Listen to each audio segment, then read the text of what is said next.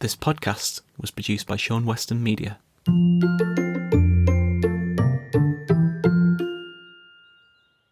I think we're going over old ground a little bit here, so I apologise, but I do like to bring up the whole management thing again, because I find management fascinating. Yeah. I think management changes all the time, and new techniques and trends and things like that in management, and yet there's an undercurrent of a manager now is the same as a manager in 1920. I'm not so sure about that. I think they probably could have sacked you on the spot and had your hands cut off or something awful. That's very true. But I think there is that. Some of the things that remain, I think, is that a manager thinks very highly of themselves. And I know this because I've been a manager and a young one. So 30 years ago when I first got a management role, I was, I'm a manager now. People have to look up to me. So immediately there was that hierarchy. I immediately thought of hierarchy. You were visualising the Mercedes. I wasn't like that, but I had that subliminal somehow. A little bit, you built your confidence a little bit. Well, I think that still exists because I think nowadays, more than ever, people are thrust into management position without really understanding what it's about. And I think that, one of the reasons is because the business can't afford to give them a salary increase, so they give them a title increase instead.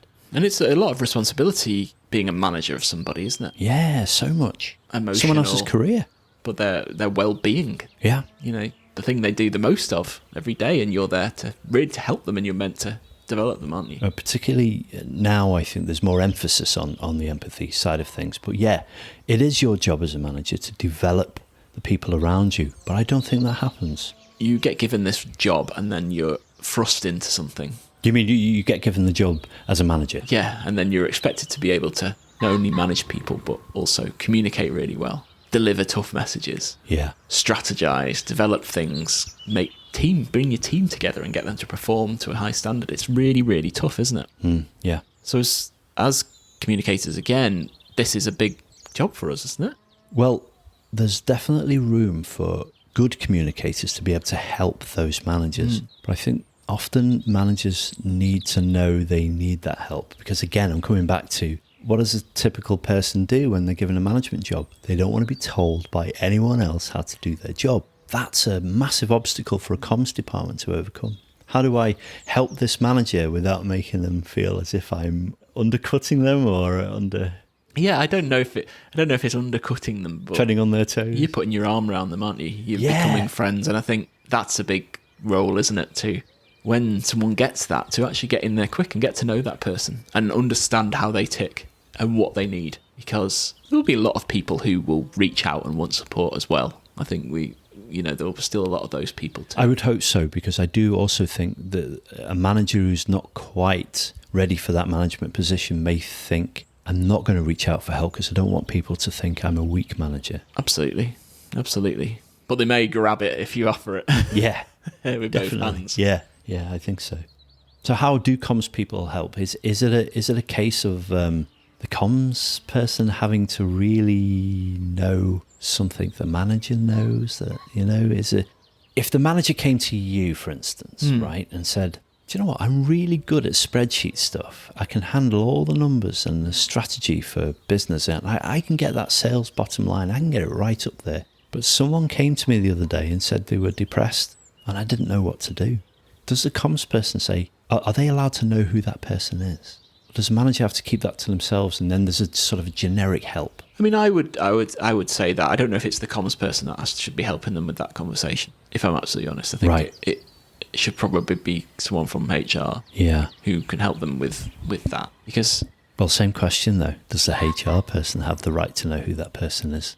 Possibly. I don't think they have the right to know. I don't think you have to share that information. I think you just have to help that person to deal with it. Yeah. To be managing it properly. That's a management skill, isn't it? I think a communication thing is actually how you have the conversation. You could help with that. But I think most communicators, professional communicators, should be helping managers of functions, not necessarily people managers.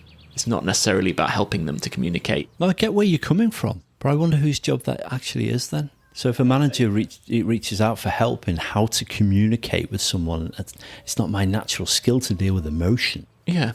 But that's a communication skill. It is. I think it's teaching people about empathy, isn't it? And to listen to people and have conversations. But it's no one's particular responsibility of a department. I'd say it was HR. I think that You would say it's HR. I think there is a responsibility around that area to help people with that softer side of skills. Yeah, soft skills. They're so undervalued. They really are.